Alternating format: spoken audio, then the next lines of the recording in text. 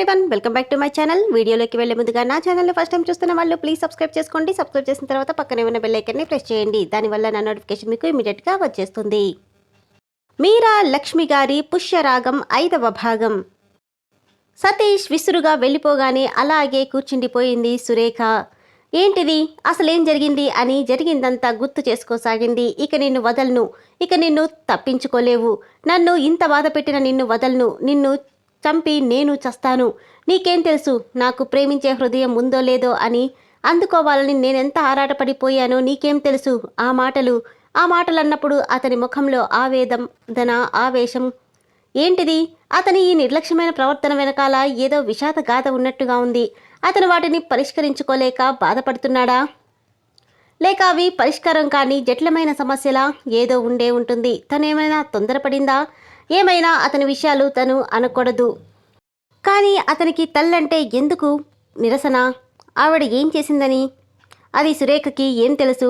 నన్నెందుకు బాధ పెడతాడు అన్న పద్మావతీదేవి మాటలు ఏవి ఆవిడ తెగ బాధపడిపోతుంది అనుకుంటుందే కానీ ఆవిడ అహంకారం దర్జా ఇప్పటికీ తగ్గింది లేదని మరెవరికీ తెలియదు. ఆవిడ క్రమశిక్షణ పేరుతో ఆ పసి మనసుని ఎంత నులిపేసిందో సురేఖకి తెలియదు.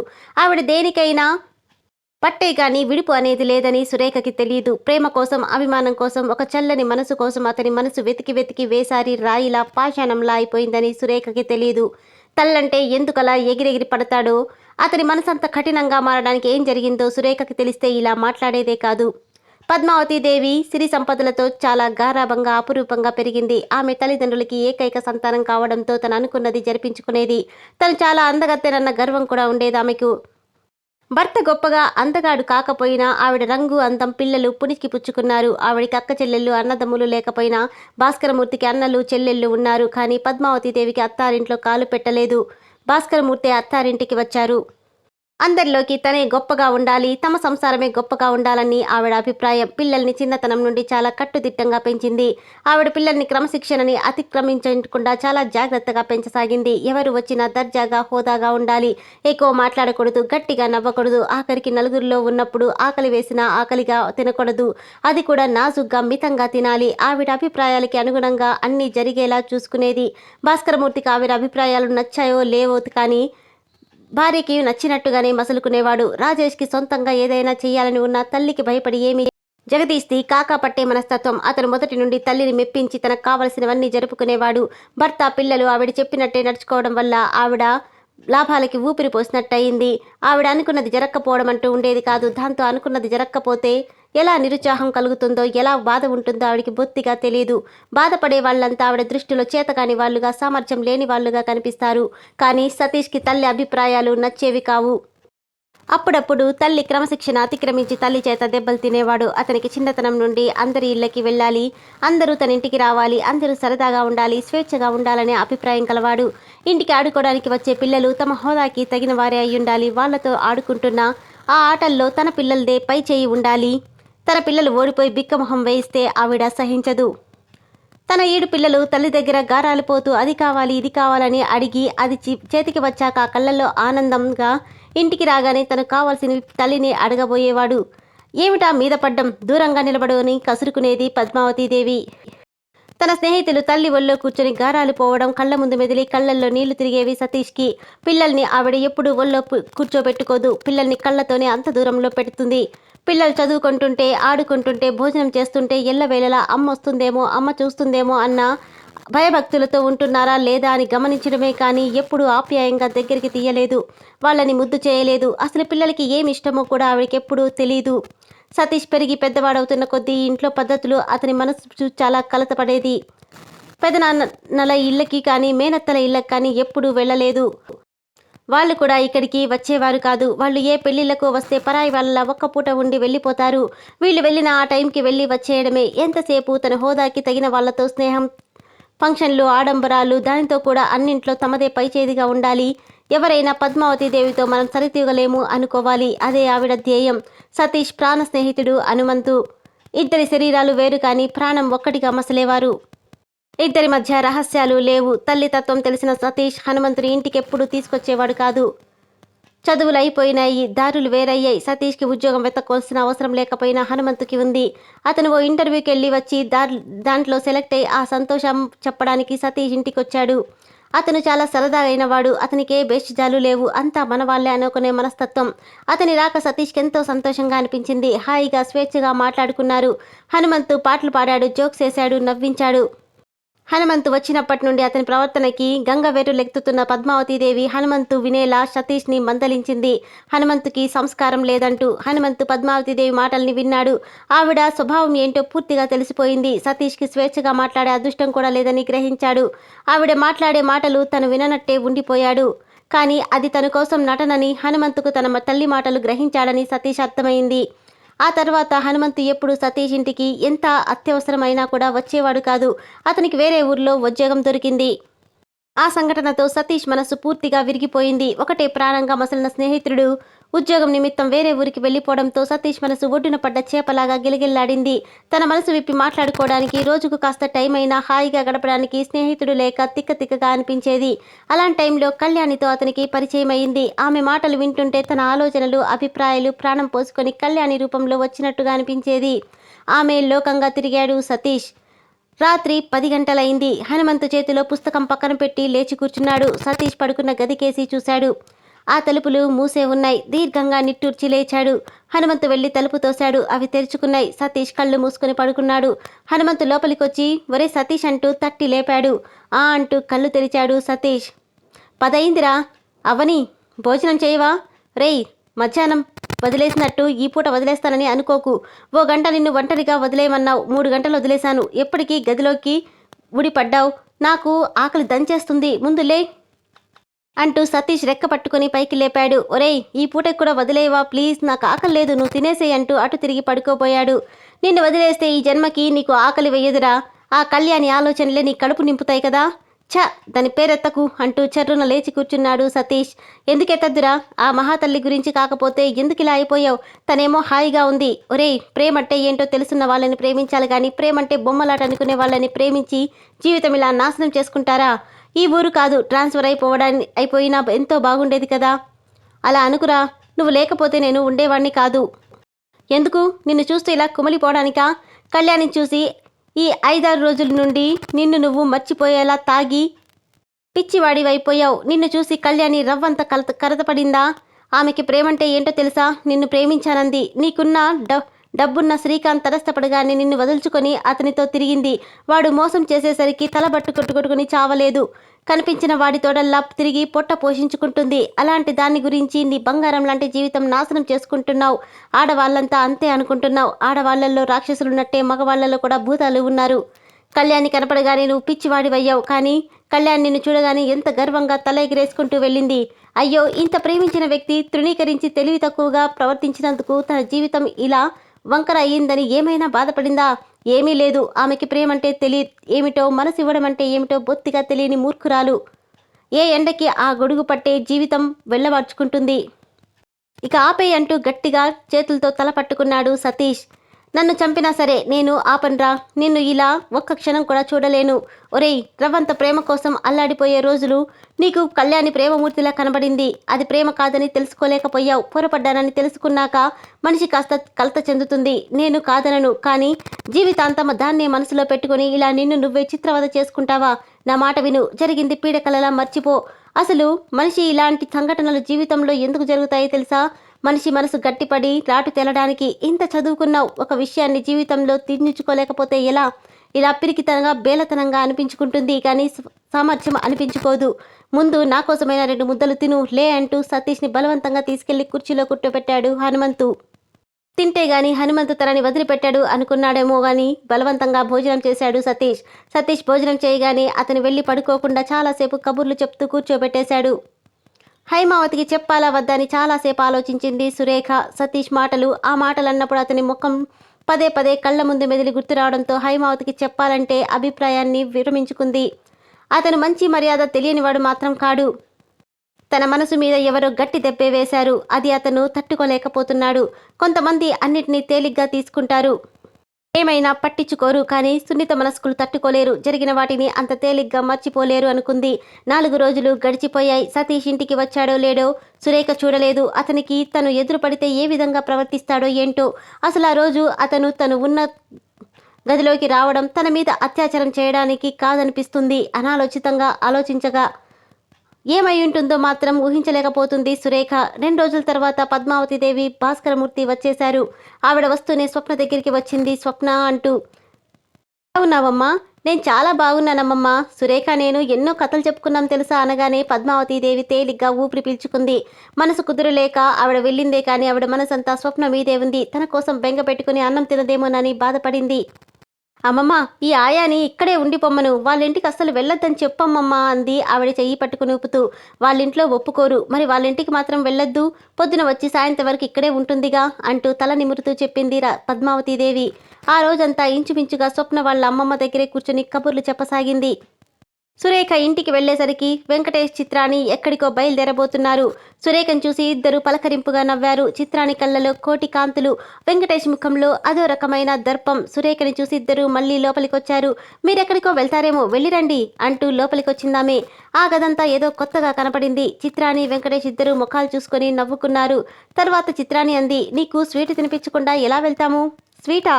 ఇద్దరి ముఖంలో ఆనందం వెల్లివిరుస్తుంది. సురేఖకేదో అనుమానం కలిగింది. చిత్రాని మెడకేసి చూసింది. చిత్రాని మెడలో పచ్చని పసుపు తాడు నిండుగా కనిపిస్తుంది. సురేఖ గ్రహించిందని ఇద్దరు ఒకరినొకరు చూసుకుని సురేఖకేసి తిరుగుతూ నవ్వారు. అర్థమైందా? నీకు స్వీట్ ఎందుకు తినిపిస్తామన్నాను? 4 రోజుల క్రితం మేమిద్దరం భార్యాభర్తలమయ్యామని చెప్పింది చిత్రాని. వెంకటేష్ చెప్తున్నాడు. ఇద్దరు గుళ్ళో పెళ్లి చేసుకుని సరాసరి అక్కడికి వెళ్ళామని, తల్లి ముఖాన్నే తలుపులు మూసి ఈ ఇంట్లో నుంచి వెళ్ళిన నాడే నువ్వు చచ్చావనుకున్నానని చెప్పిందని, తండ్రి చేసిన పనికి ధైర్యంగా నిలబడి ఎక్కడో అక్కడ సుఖంగా ఉండండి అని మాత్రం చెప్పాడట. మావయ్య మాత్రం మమ్మల్ని అలాగే చూస్తుండిపోయాడు. చిత్రాన్ని మించి అసలు చూపులు మరల్చుకోలేదనుకో. చిత్రాన్ని దగ్గరగా వచ్చి, నీకు ఏం బహుమతి ఇవ్వాలన్నా నా దగ్గర ఏమీ లేదమ్మా, నిండు నూరెళ్ళు సౌభాగ్యవతిగా ఉండు తల్లి అంటూ ముఖం తిప్పుకున్నాడు. ఆ కళ్ళలో నీళ్లు నేను చూశాను. బహుశా నిన్ను గురించి అప్పుడు బాధనిపించిందేమో ఆయనకి అంటూ చెప్పాడు వెంకటేష్. ఎందుకో సురేఖకి దుఃఖం వచ్చింది. కళ్ళల్లో నీళ్లు తిరిగాయి. అప్రయత్నంగా ఎలాగో నిగ్రహించుకుంది. ఆ రాత్రి సురేఖకి నిద్ర పట్టలేదు. మాటిమాటికి తండ్రే గుర్తుకు రాసాగాడు. మర్నాడు సురేఖ ఇంటికి వెళ్తూ వెంకటేష్కి, చిత్రానికి ఏమైనా కొనిద్వాలనుకుని స్టీల్ సామాన్ షాప్కి వెళ్ళింది. ఇద్దరికి చెరో ప్లేట్ తీసుకొని బయటకొచ్చింది. రోడ్డు క్రాస్ చేద్దామని అక్కడ నిలబడింది. రోడ్డు అవతల 5-6 మగవాళ్లు ఉన్నారు. వాళ్లలో ఒకతను రంగారావులా ఉన్నాడు. అతను ఇటువైపు నిలబడి ఉన్నాడు. సురేఖ అటే పరీక్షగా చూస్తుంది. తండ్రి అనిపించింది. సురేఖ రోడ్డు క్రాస్ చేసింది. వాళ్ళు నిలబడ్డ వైపు నడిచి వాళ్ళకి 10 గజాల దూరంలో ఆగిపోయింది. సురేఖ అనుమానంతో ఆగిపోయింది. అలానే అతను ఇటు తిరిగాడు. అతను రంగారావు కాదు. సురేఖకి చెప్పలేనంత నిరుత్సాహం వచ్చింది. కళ్ళల్లో నీళ్లు తిరిగాయి. నీరసంగా వెనక్కి తిరిగింది. అంతే, క్షణకాలం దిగుసుకుపోయింది. కాశీ రోడ్డు అవతల నిలబడి ఉన్నాడు. సరిగ్గా సురేఖ కాశీని చూసినప్పుడే కాశీ కూడా ఆమెను చూశాడు. అతని కళ్ళు పత్తికాయల్లా ఉన్నాయి. సురేఖ ఈ ఊళ్ళోనే ఉంది. తల్లి అన్నట్టు వీధులమ్మట తిరిగి అడుక్కు తినకుండా అప్పటికన్నా ఎంతో బాగున్నట్టుగా అనిపిస్తుంది. ఎంతటి నిరజానా! వచ్చేపోయే వాహనాలతో రోడ్డు చాలా రద్దీగా ఉంది. అతను దేన్ని లెక్క చేయకుండా చప్పున ముందుకి కదిలాడు. కాశీని చూడగానే క్షణం సేపు కొయ్యవారిపోయిన సురేఖ మరుక్షణం తేరుకుంది. వెంటనే పరిగెట్టింది. గుండె ఆగిపోతుందేమో అన్నంత వేగంగా కొట్టుకుంటుంది. కాళ్ళు విపరీతంగా వణకడంతో అడుగులు తడబడుతున్నాయి. ఎలాగో శక్తి తీసుకుని పరిగెడుతుంది. సురేఖకి ముచ్చెమటలు పోస్తున్నాయి. తనని యాపద నుండి కాపాడమని 1000 దేవుళ్ళకి మొక్కుకుంది. ఆయాసంతో దడతో పరిగెత్తలేకపోతుంది. క్షణంలో సగం సేపు ఆగి వెనక్కి తిరిగి చూసింది. అంతే, గుండె గుబేలుమంది. కాశీ 4 రోడ్లు కలిసే చోట ఆగి సురేఖ ఎటు వెళ్ళిందా అని ఆగి చూస్తున్నాడు. అప్పుడే సురేఖ వెనక్కి తిరిగి చూసింది. వెంటనే పరుగు తీశాడు. సురేఖ చప్పున పక్క వీధిలోకి తిరిగింది. ఇంకేం ఆలోచించకుండా ఓ ఇంటి గేటు తెరుచుకుని లోపలికొచ్చి గుబురుగా ఉన్న పూల చెట్టు వెనకాల నక్కి కూర్చుంది. అప్పుడే బయటికి రాబోతున్న హనుమంతు సురేఖ కంగారుగా లోపలికి రావడం చూశాడు. సురేఖను అతను ఒక్కసారే చూశాడు. అందువల్ల గుర్తుపట్టలేదు. హనుమంతు బయటికి వచ్చి అలా దూకుడుగా వచ్చిన అమ్మాయి ఏమైందా అని అటు ఇటు చూస్తున్నాడు. సురేఖ అంత దూకుడుగా వచ్చిందో రెట్టింపు వేగంతో కాశీ ఇటు అటు చూసుకుంటూ వెళ్తున్నాడు. ఆ కంగారులో సురేఖ హనుమంతు ఎవరో గుర్తించలేదు. హనుమంతు తన కేసు చూడడంతో మాట్లాడవద్దని నోటి మీద వేలుంచి 2 చేతులు దీనంగా జోడించింది. హనుమంతు గేటు దగ్గర నిలబడి చూశాడు. ఎవరినో వెతుకుతున్నట్టుగా హడావిడిగా వెళ్తున్న కాశీ కనిపించాడు. కాశీ వెళ్ళిపోయాక ఓ 5 నిమిషాలు అక్కడే నిలబడ్డ హనుమంతు ఇటువైపు వచ్చాడు. సురేఖ భయంతో ఇంకా అలానే ముడుచుకుని కూర్చుంది. బయటికి రండి, ఎవరూ లేరు అన్నాడు హనుమంతు. సురేఖ భయంగా అనుమానంగా చూసింది. ఎవరూ లేరు, రండి. సురేఖ నెమ్మదిగా లేచి నిలబడి గేటు కేసి చూసింది. మళ్ళీ అతని కేసి చూడగానే హనుమంతుని గుర్తుపట్టింది. ఆ రోజు సతీష్ తన గదికి వచ్చిన రోజు సాయంత్రం హనుమంతు హడావిడిగా రావడం, సతీష్ గురించి ఆదుద్దాగా అడగడం గుర్తొచ్చింది. హనుమంతు కూడా సురేఖని ఎక్కడో చూసినట్టుగా అనిపించింది. మీరు అంటూ గుర్తు తెసుకోసాగాడు. స్వప్నకి ఆయానండి. మీరు హనుమంతు ఎవరితోనూ మాట్లాడడం వినిపించి లోపల ఉన్న సతీష్ బయటికొచ్చాడు. అతన్ని చూస్తూనే సురేఖ ఆగిపోయింది. ఆ రోజు నుండి అతనికి ఎదురుపడలేదామే. అతని ప్రవర్తన ఎలా ఉంటుందోనని భయపడింది. సురేఖని చూడగానే అతను ఆగిపోయాడు. అతని కళ్ళల్లో ఆశ్చర్యం, కనుబొమ్మల్లో ప్రశ్నార్థకం కొట్టొచ్చినట్టుగా కనిపిస్తున్నాయి. సురేఖ సంశయంగా ఆపేసిన మాట హనుమంతు పూర్తి చేశాడు. నేను సతీష్ ఫ్రెండ్ని అని. సురేఖ ఇంకా చిన్నగా వణుకుతూ చూసి, ముందు మీరు లోపలికి రండి, మీరేం భయపడాల్సిన అవసరం లేదంటూ ఇటు తిరిగాడు. సతీష్ ఆశ్చర్యంగా నిలబడి ఉన్నాడక్కడే. హనుమంతు ఇటు తిరగగానే మామూలుగా లోపలికి వెళ్ళిపోయాడు సతీష్. హనుమంతు అంత ధైర్యం చెప్తున్నట్టు లోపలికి రమ్మంటున్నా సురేఖకి ధైర్యం చాలట్లేదు. సతీష్ లోపలే ఉన్నాడు. హనుమంతుకి వెళ్ళిపోతానని చెప్పి బయటికి వెళ్ళడానికి ధైర్యం చాలలేదు. కాసి ఈ చుట్టుపక్కల ఎక్కడైనా ఉండొచ్చనిపించింది. అతను కంట పడిందంటే అమ్మో ఇంకేమన్నా ఉందా. గుమ్మం వరకు వెళ్ళిన హనుమంతు వెనక సురేఖ వచ్చిన జాడ లేకపోయేసరికి వెనక్కి తిరిగి చూశాడు. సురేఖ నిలబడ్డ చోటే నిలబడి ఉంది. లోపలికి వచ్చి కాసేపు స్థిమితపడింది. మీకేం భయం లేదు అంటూ ధైర్యం చెప్పాడు. సురేఖ మెల్లిగా లోపలికి వచ్చింది. భయంగా అటు ఇటు చూసింది. సతీష్ ఎక్కడా కనపడలేదు. కూర్చోండి, ఇప్పుడు చెప్పండి, మీరేదో ఆపదలో ఉన్నట్టుగా అనిపిస్తుంది. మీకు అభ్యంతరం లేకపోతే చెప్పండి, నాకు చేతనైనంత సాయం చేస్తానని చెప్పాడు. అతనంతా నిర్మలమైన మనసుతో అడుగుతుంటే సురేఖకి ధైర్యం లాంటిది కలిగింది. తన అసలు సంగతి చెప్పేయడమే మంచిదనిపించింది. లేకపోతే వీళ్ళు తనను వేరుగా అర్థం చేసుకుంటే, అది పద్మావతీదేవి వరకు వెళ్తే తనని చూస్తూనే వెక్కిరింతగా మాట్లాడే సతీష్ ఎవరి విపరీత అర్థాలు తీస్తే తనకి ప్రస్తుతం ఆ ఇల్లే ఆధారం. ఇలా ఆలోచించిన సురేఖ క్లుప్తంగా జరిగింది చెప్పేసింది. ఇప్పుడు ఈ ఊళ్ళోనే ఉన్నానని తెలిసింది. ఇప్పుడిక దినదిన గండంగా ఉంటుంది నా పరిస్థితి అంటూ తలదించుకుందామే. సురేఖ కళ్ళల్లో ఆగకుండా కన్నీళ్లు వస్తున్నాయి. అవి బయటికి రాకుండా పళ్ళ బిగువన దాచుకుంది. మీ ధైర్యానికి మెచ్చుకుంటున్నాను. అయ్యో ఇలా అవుతుందేని అని ఏమీ ఆలోచించకుండా పిరికిదానిలా చావకుండా ధైర్యంగా ముందడుగు వేశారు. ఎప్పటికీ ఇలాగే ధైర్యంగా ఉండండి. ఆ మనోనిబ్బరమే మిమ్మల్ని ఎల్లవేళలా రక్షిస్తుంది, మంచి మార్గం చూపిస్తుంది. పక్క గదిలో ఉన్న సతీష్కి వినపడేలా మరి కాస్త గట్టిగానే అన్నాడు. మీరిక్కడే కూర్చోండి, నేను వెళ్ళి టీ తీసుకొని వస్తానని చెప్పి హనుమంతు లోపలికెళ్ళాడి. సురేఖకి చాలా మొహమాటంగా అనిపించింది. అతను టీ ఇస్తే తను కూర్చొని తాగడమా అనిపించింది. మీరు కూర్చోండి, నేనే చేసి మీకు తీసుకొస్తాను అని నెమ్మదిగా లేచి కిచెన్లోకి వచ్చిందామే. క్షణం సేపు ఆలోచించినట్టుగా చూసి, సరే మీ ఇష్టం, మీ మాట ఎందుకు కాదనాలి. క్షణం ఆగి మళ్ళీ అన్నాడు. అవును, మీరు నా చేతి టీ తాగడానికి భయపడడం లేదు కదా. అబ్బబ్బే అదేం లేదండి. నన్ను ఈ ఆపద నుండి కాపాడిన మీరు నేనే స్వయంగా చేసి ఇవ్వాలనుకుంటున్నాను. ఎందుకంటే నేనే ఒకరి ఆశ్రయంలో ఉన్నాను. ఇంత సహాయం చేసిన మిమ్మల్ని చనువుగా రమ్మని ఆహ్వానించలేను అని ముఖం దించుకుందామే. అబ్బే దాందేముందిలేండి అని టీ పొడి, పంచదార, పాలు అందించాడు. సురేఖ టీ 3 కప్పుల్లో పోస్తుంటే హనుమంతు సతీష్ని పిలిచాడు. వినిపించిందో లేదో కానీ అతను పలకలేదు. ఒరే సతీష్, జవాబు లేదు. హనుమంతు టీ కప్పు తీసుకుని గదిలోకి వెళ్ళాడు. సతీష్ ప్యాంటు జేబులో చేతులుంచుకొని కిటికీ మీద నిలబడి బయటికి చూస్తున్నాడు. పిలిస్తే పలకవేంట్రా? సతీష్ తల తిప్పి చూశాడు. సురేఖ కప్పులు తీసి లోపల పెట్టి శుభ్రంగా కడిగి పెట్టింది. ఇప్పుడు మీరు ఎలా వెళ్తారు అని అడిగాడు హనుమంతు. వెళ్ళడం సంగతి తలుచుకుంటేనే సురేఖ గుండెలు దడదడలాడుతున్నాయి. కాశీ అప్పుడే వెళ్ళిపోతాడన్న నమ్మకం లేదు. అయినా ఏం చేయగలదు. ఆ భగవంతుని మీద భారం వేసి వెళ్లాల్సిందే. మామూలుగానే వెళ్ళిపోతానంటూ ముఖం తిప్పుకుంటూ చెప్పిందామే. సురేఖ భయపడుతుందని హనుమంతు గ్రహించాడు. సురేఖని చూస్తే అతనికి జాలేసింది. మీకు అభ్యంతరం లేకపోతే మేం కారులో దిగపడతామన్నాడు. సురేఖ ఇటువైపు తిరిగింది. అవును, మీ అత్తయ్య గారు అబ్బాయి ఎక్కడైనా కనిపిస్తే కష్టం కదా. రేపటి నుండి సంగతి మీరు ఆలోచించుకోవాలి. ఈ పూటకి మీకు భయం లేకుండా ఈ సహాయం చేయగలను. అభ్యంతరం చెప్పలేదు. కానీ అంతలోనే సందేహంగా చూసింది. తను ఉంటే ఆ గదిలో నుండి యువతలికి రాని సతీష్ ఆ కారులో తనని కూర్చొనిస్తాడా? అదేదో హనుమంతు తేల్చుకుంటాడు. ఇప్పుడు తను ఒంటరిగా బయటికి వెళ్లే స్థితిలో లేదు అనుకుని ఊరుకుందామే. హనుమంతు సతీష్ దగ్గరికి వెళ్ళి తన అభిప్రాయం చెప్పాడు. సతీష్ కారు తాళాలు హనుమంతుకిచ్చాడు. నువ్వురా, ఇంట్లో కూర్చొని ఏం చేస్తావు? జపం చేస్తాను అని వెళ్ళి మంచం మీద కూర్చుంటూ అన్నాడు. మళ్ళీ తను వచ్చేసరికి నేనేం పారిపోన్లే అని చెప్పి అక్కడే కూర్చున్నాడు. హనుమంత్ ఏమనుకున్నాడో ఏమో, ఏమీ అనలేదు. ఆ తాళాలు తీసుకొని ముందు గదిలోకి వచ్చాడు. సురేఖని రండి అంటూ బయటికి నడిచాడు. సురేఖ వచ్చేసరికి హనుమంతు ఫ్రంట్ డోర్ తెరిచి పట్టుకున్నాడు. సురేఖ రాగానే మీకు అభ్యంతరం లేకపోతే ఇక్కడ కూర్చోండి, మీ ఇంటి దారి నాకు తెలియదు కదా, దారి తెలుసుకున్నాక కాస్త తేలికవుతుంది అన్నాడు. సురేఖ వచ్చి కూర్చోగానే తను కూర్చొని డోర్ వేశాడు. కారు కదిలింది. సతీష్ ప్రవర్తన సురేఖకెందుకో ఆశ్చర్యాన్ని కలిగించింది. హనుమంతుకి ఆనాటి సంఘటన చెప్పలేదా? ఆ గదిలోనే ఉండిపోయాడు. తను ఆ రోజు అలా అన్నందుకు తన మీద కోపంగా ఉన్నాడా? ఇక్కడ ఇతని ఎదురుగా ఏమీ అనలేక కోపం దిగమింగుకున్నాడా? ఇలా ఆలోచిస్తుంది. ఏంటండి అంతగా ఆలోచిస్తున్నారు అని అడిగాడు హనుమంతు సురేఖని దీర్ఘంగా ఆలోచించడం చూసి. ఇతనితో చెప్తే పోనీ ఏదైనా చెప్పాడేమో అడిగితే, ఇద్దరు బాగా స్నేహితులని తెలుస్తూనే ఉంది. ఇన్నాళ్ల నుండి ఇంటికి రాని వారు ఇక్కడ ఉన్నాడంటే వీరిద్దరిది గాఢ స్నేహమనే తెలుస్తుంది. రేపటి నుండి ఎలాగా అని ఆలోచిస్తున్నారా అని సురేఖని చూసే మళ్ళీ అడిగాడు హనుమంతు. మీరేమీ అనుకోకపోతే మిమ్మల్ని ఒకటి అడగాలని అంటూ ఆగిపోయింది. ఏంటది? అడగండి. ఏమని అడగాలి? ఎలా అడిగితే బాగుంటుంది? ఏంటో చెప్పండి. చూడండి, మీరు అడగదలుచుకున్నది ఏదైనా సంకోచం లేకుండా అడగచ్చు. నేనేమీ అనుకోను. మీ ఫ్రెండ్ మీకేమీ చెప్పలేదా అని అడిగింది సురేఖ గుండెలు కొట్టుకుంటుంటే. తను ఇలా అడిగినట్టు అతనికి తెలిస్తే తీరా ఇతనికి చెప్పాడో లేదో. ఏంటి చెప్పడం అని అర్థం కానట్టే అడిగాడు హనుమంతు. నిజంగా ఇతనికి తెలియదేమో. తను అనవసరంగా కదిపించిందా? అదే ఆ రోజు మీరు సాయంత్రం వచ్చారు మీ ఫ్రెండ్ కోసం. వచ్చాను.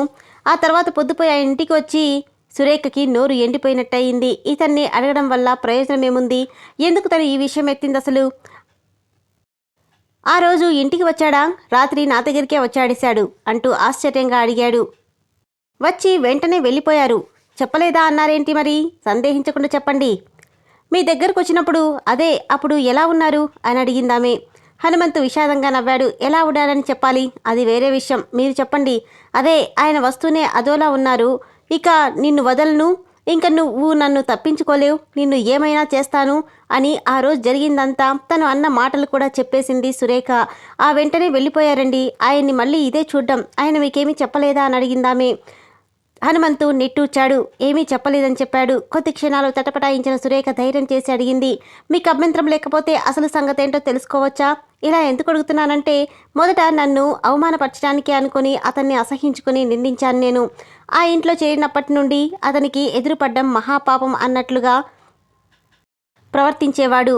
అన్నాళ్ళు నా పరిస్థితి వల్ల ఎలాగో ఓర్పు వహించిన నేను ఇక ఆ రోజు సహించలేక నిందించాను. ఎన్నో మాటలన్నాను. ఆ తర్వాత అతను వెళ్ళిపోయాక అతను ఆవేదనతో అన్న ప్రతి మాట మననం చేసుకుంటుంటే అది నా మీద చాలా అత్యాచారం చేయడం కోసం కాదనిపించింది. ఒకవేళ ఎవరో నన్ననుకుని, ఇది నా అనుమానం మాత్రమే కావచ్చండి. మాట్లాడుతున్న సురేఖ కారు స్లోగా అవడం కానీ ఆ తర్వాత ఆగడం కానీ గమనించనే లేదు. తను చెప్పడం అయ్యాక అప్పుడు గ్రహించి, ఇదేంటి ఇక్కడాపారు?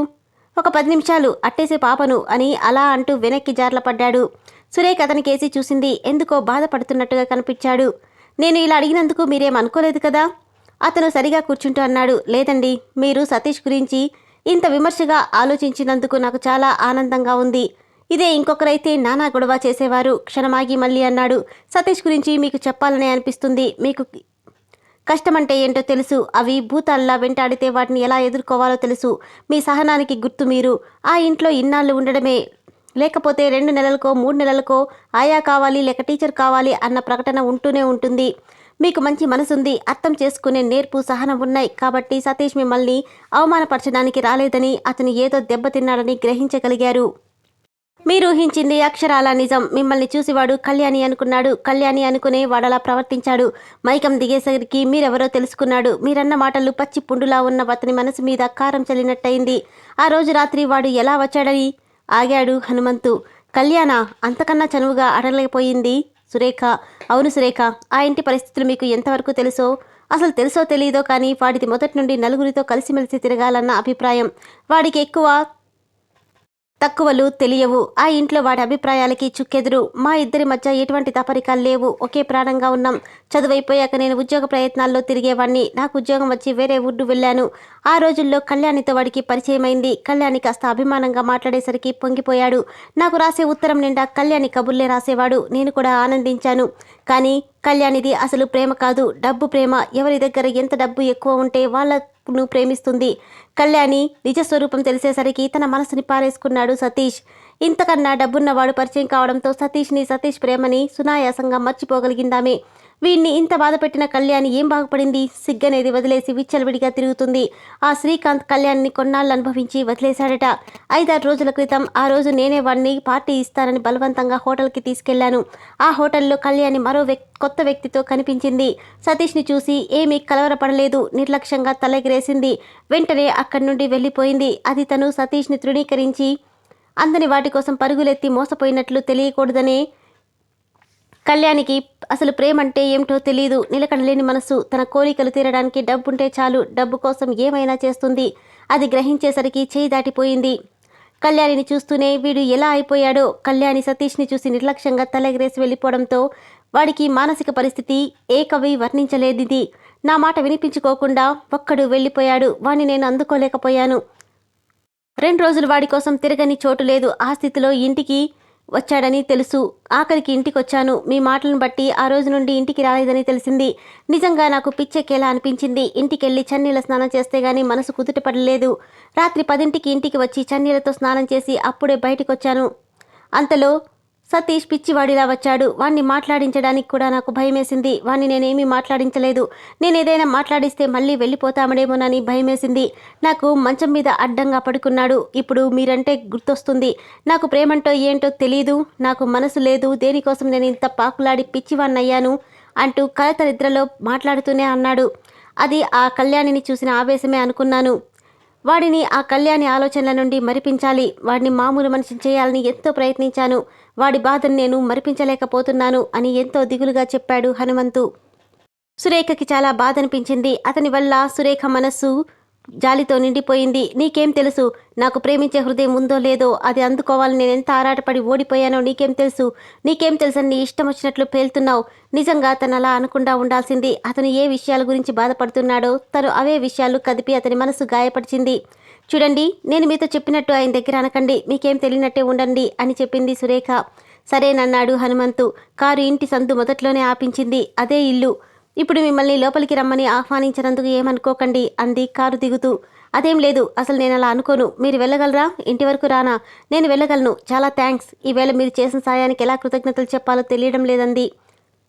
సురేఖ ఇంటికి వచ్చేసరికి గుమ్మంలో చిత్రాన్ని నిలబడి ఉంది. సురేఖని చూస్తూనే ఇంత ఆలస్యమైందేంటి అని అడిగింది. వెంకటేష్ వచ్చాడా అని అడిగింది లోపలికి వస్తూ. ఇంకా రాలేదు. అదే ఆలోచిస్తూ గుమ్మంలో నిలబడ్డానని చెప్పింది చిత్రాని. సురేఖ తను తీసుకొచ్చిన ప్లేట్లు చిత్రానికిస్తూ ఇవి కొనడానికి షాపుకెళ్లానంటూ జరిగిందంతా చెప్పింది. చిత్రాన్ని తెల్లబోయి బాధపడింది. వెంకటేష్ రాగానే జరిగిందంతా చెప్పగానే అయితే ఈ విషయం మనమే చెప్పేద్దాం, లేదంటే వాళ్ళ అమ్మ ఊరుకోదు అని చెప్పాడు అతను. అది కాదు వెంకటేష్, వాళ్ళకి తెలిస్తే నన్ను ఇక్కడ ఉండనివ్వరు. పక్కపట్టిన కాశీ ఈసారి నన్ను పీడించకుండా మానడు. అక్కడ ఉంటే నేను టైంకి ఒక్కరోజు కూడా వెళ్ళలేను. ఒక్క పావుగంట ఆలస్యమైనా అక్కడ ఆవిడ ఊరుకోదు. వెంటనే ఇంటికి దయచేయమంటుంది. కాశీని చేసుకోవడం ఇష్టం లేదని ఖచ్చితంగా చెప్పేసేయ్. నువ్వు వెళ్ళడానికి ఇక్కడి నుండే దగ్గరని, ఇక్కడే ఉంటానని చెప్తాను. నేనెందుకు చెప్తున్నానంటే నువ్వు క్షణక్షణం భయపడకుండా ధైర్యంగా తిరగచ్చు. కాశీ ఏదైనా అంటే ధైర్యంగా ఎదురు తిరగచ్చు. లేకపోతే ఏదో దొంగతనం చేసినట్టు భయపడుతూ తిరగాల్సి ఉంటుంది. ఆలోచించు సురేఖ. కానీ ఒక్కటి, వాళ్ళు ఎదురుపడేసరికి భయపడకు. ధైర్యంగా నిలబడు. అది వరకు సురేఖ కాదు అని మర్చిపోవద్దు నువ్వు. మీ నాన్న దగ్గర కూడా అలాగే ఉండు. అప్పుడు గాని వాళ్ళు నీ జోలికి రమ్మన్నారారు. స్వప్నని ఆడిపాడి మెప్పించడానికి ఇంటికి వచ్చి ఎలా ప్రాక్టీస్ చేసేదానివో అమ్మ వాళ్ళు కనపడగానే ధైర్యంగా ఉండడానికి కూడా అలాగే ప్రాక్టీస్ చేయి అనగానే అందరూ నవ్వేశారు. హనుమంతు వచ్చేసరికి సతీష్ చిరాగ్గా పచార్లు చేరుస్తున్నాడు కాంపౌండ్లో. అతని చిరాకు చూసి సారీరా, కొంచెం లేట్ అయిందని చెప్పాడు. ఈసారి ఆ మాట అన్నావంటే మూతి మీద కొడతాను. అయినా ఇంతసేపేంటి? ఆ అమ్మాయి ఇంటి విషయాలేవో చెప్తుంటే కొంచెం ఆలస్యమైంది. చాలా ధైర్యం గలది, ఓరిమి గలది, మనోనిబ్బరం ఎక్కువ ఉంది. ఎలాంటి పరిస్థితులైనా ఎదుర్కొంటుందామే. ముందు తలుపులు వేసిరా అని కారులో వెళ్ళి కూర్చున్నాడు. హనుమంతు తలుపు తాళం పెట్టి వచ్చి కారులో కూర్చున్నాడు. ఏ హోటల్కి వెళ్దాం? హనుమంతు బయటికి చూస్తూ కూర్చున్నాడు. ఒరే రాస్కెల్, మాట్లాడవేంట్రా నిన్నే? నేనేం మాట్లాడినా నీకు నచ్చదుగా. నీ ఇష్టం వచ్చిన చోటికి తీసుకెళ్ళు. నోరు మూసుకుని వస్తాను అని చెప్పాడు హనుమంతు. ఏమైందిరా నాకు? ఇంతవరకు బాగానే ఉన్నావు కదా. ఇక ఎప్పుడు ఇలానే ఉంటారా? ఇక ఇలాగే ఉండాలనుకుంటున్నాను. ఇక నిన్ను విసిగించదలుచుకోలేదులే అన్నాడు హనుమంతు. హనుమంతు ఎందుకలా అన్నాడో అర్థమైన సతీష్ మౌనంగా ఉండిపోయాడు. నాకు తెలుసురా, అందుకే నిన్ను విసిగించదలుచుకోలేదు. నా మాటలు నీకు బోర్ కొడతాయని నాకు తెలుసు. ఇటు తిరుగుతూ హనుమంతు అన్నాడు. హనుమంతు, లేకపోతే ఏంట్రా? నేను సురేఖ గురించి చెప్తుంటే ఇంత నోరు మూసుకొని కూర్చో అన్నట్టుగా వచ్చేస్తావా? ఇక ఆడవాళ్ళంతా రాక్షసులేనా? వాళ్ళకే ఇబ్బందులు ఉండవా? కావాలనే ఆవేశంగా అడిగాడు హనుమంతు. అదేమో గాని నువ్వలా మాట్లాడుతుంటే వచ్చేయడం తప్పేరా, ఐమ్ సారీ అని చెప్పాడు సతీష్. ఈసారి ఆ మాట అన్నావంటే మూతి మీద కొడతాను అంటూ ఇద్దరూ నవ్వుకున్నారు. అబ్బా, నీ ముఖం మీద నవ్వు చూసి ఎన్నాళ్ళైందో తెలుసా? తర్వాత హోటల్కి వెళ్ళి ఇద్దరూ భోంచేసి ఇంటికొచ్చారు. ఒరేయ్, ఇంటికెళ్ళి ఎన్నాళ్ళైందిరా? ఏమో, అయినా ఈ పూట నువ్వు తన్నినా నేను వెళ్ళనురా మంచం మీద కూర్చుంటూ అన్నాడు సతీష్. ఒకసారి వెళ్ళి కనిపించిరారా, నన్ను చెడ్డవాణ్ణి చేయకు. అయినా వాళ్ళకి మాత్రం ఎలా ఉంటుంది చెప్పు? వాళ్ళకి ఎలాగా ఉండదురా. ఒరేయ్, ఈ పూట వెళ్ళమని మాత్రం అనుకు, వాళ్ళు ఏదైనా అంటే నాకు తిక్కరేగుతుంది అంటూ మంచం మీద వెనక్కి వాలిపోయాడు. ఇక ఈ పూట ఎంత చెప్పినా లాభం లేదని హనుమంతు కూడా ఊరుకుండిపోయాడు. తర్వాత మాటల సందర్భంలో మధ్య మధ్యలో సురేఖ సంగతులు చెప్పాడు. మరి సతీష్ విన్నాడో లేదో ఊ అని కూడా అనలేదు. సురేఖ ఈ ఊర్లోనే ఉందని కాశీ వచ్చి చెప్పేసరికి సూరమ్మ తమ్ముణ్ణి నిలదీసింది. నీకేం తెలియదన్నావు కదా అని. సురేఖ ఈ ఊర్లోనే ఉందా? ఎక్కడక్కా? ఎవరు చెప్పారు అని అడిగాడు రంగారావు. అతని ఆతృత ఆరాటం సూరమ్మ పట్టించుకోలేదు. సురేఖ మీద కేకలు మొదలెట్టింది. నేను చూశాను మావయ్య, దర్జాగా తిరుగుతుంది. అది ఎలాంటి దర్జానో మరి. నన్ను చూసి కాలికి బుద్ధి చెప్పింది. నా చేతికి చిక్కితేనా జుట్టు పట్టుకుని లాక్కొచ్చేవాణ్ణి. రంగారావులో ఇంతకాలం ఏ మూలో అజ్ఞాతంగా దక్కున్న పితృప్రేమ ఒక్కసారిగా మేల్కొన్నట్టయింది. వెర్రి బాధనిపించింది. కానీ బయటకేమీ మాట్లాడలేదు. బల్ల మీద తల వంచుకుని కూర్చున్నాడు. రాత్రి 10 గంటల వరకు సురేఖ కోసం వెతికి నిరాశ చెంది ఇంటికి వచ్చాడు కాశీ. సూరమ్మ సురేఖ తల్లిని తిట్టిపోసింది. కాశీకి అది వరకు సురేఖ మీద ఎటువంటి అభిప్రాయం ఉండేది కాదు. తల్లి చెప్పాక తన భార్య అనుకుని పెత్తనం చెలాయించసాగాడు. సురేఖ ఎప్పుడైతే ఇంట్లో నుండి వెళ్ళిపోయిందో తనకి పెద్ద తలవంపుగా భావించాడు. ఈ పూట సురేఖ కనిపించేసరికి ఎలాగైనా సరే ఇక వదలకూడదనిపించింది. రంగారావు ఆ రాత్రి నిద్రపోలేదు. సూరమ్మ, కాశీ కూడా నిద్రపోలేదు. మర్నాడు రంగారావు వెంకటేష్ని కలిసి క్రితం రోజు జరిగిందంతా చెప్పాడు. అలా చెప్పి సురేఖ ఎక్కడైనా కనిపిస్తుందేమో నువ్వు కూడా చూడమని చెప్పాడు. వెంకటేష్కి చాలా బాధ అనిపించింది. కానీ అదేం పైకి కనబడనివ్వకుండా అన్నాడు. ఎందుకు మావయ్య, కాశీకి ఇచ్చి వెంటనే పెళ్లి చేయడానికా? పోనీ ఎక్కడో అక్కడ అలాగ బతకని సురేఖని అలా వదిలేసేయి మావయ్య అని చెప్పాడు. లేదురా, సురేఖకి ఇష్టం లేని పెళ్లి నేను చెయ్యను. చేయకపోతే అమ్మకి కోపం వస్తుంది. అమ్మకి కోపం వస్తే నీకు భయం వేస్తుంది. ఈ గొడవలన్నీ ఎందుకు మావయ్య? సురేఖ లేచిపోయిందన్న పేరు ఎలాగో వచ్చిందిగా, అలాగనే వదిలేయి. ఎవరికి కోపం వచ్చినా నాకు భయం లేదురా. మీ అమ్మకి కోపం వస్తే ఇంట్లో నుండి పొమ్మంటుంది, అంతేగా. పొమ్మంటే పోతాను. నిన్న కాశీ ఏమన్నాడో తెలుసా? సురేఖ దర్జాగా బతుకుతుంది, అదెలాంటి దర్జానో అన్నాడు అని ముఖంలో చేతులు దాచుకుని ఏడ్చేశాడు రంగారావు. వెంకటేష్కి చెప్పేద్దామా అనిపించింది. మళ్ళీ నిగ్రహించుకున్నాడు. బాధపడకు మావయ్య, నేను తప్పకుండా వెతుకుతాను. ఈ ఊర్లోనే ఉందంటున్నావుగా, నువ్వేం కంగారు పడకు అని చెప్పి పంపేశాడు. సురేఖను నిందించి అప్పుడే వచ్చాడు వెంకటేష్. సురేఖ ఒంటరిగా వెళ్ళడానికి భయపడింది. సాయంత్రం కూడా వస్తానని, తను వచ్చే వరకు అక్కడే ఉండమని చెప్పాడు.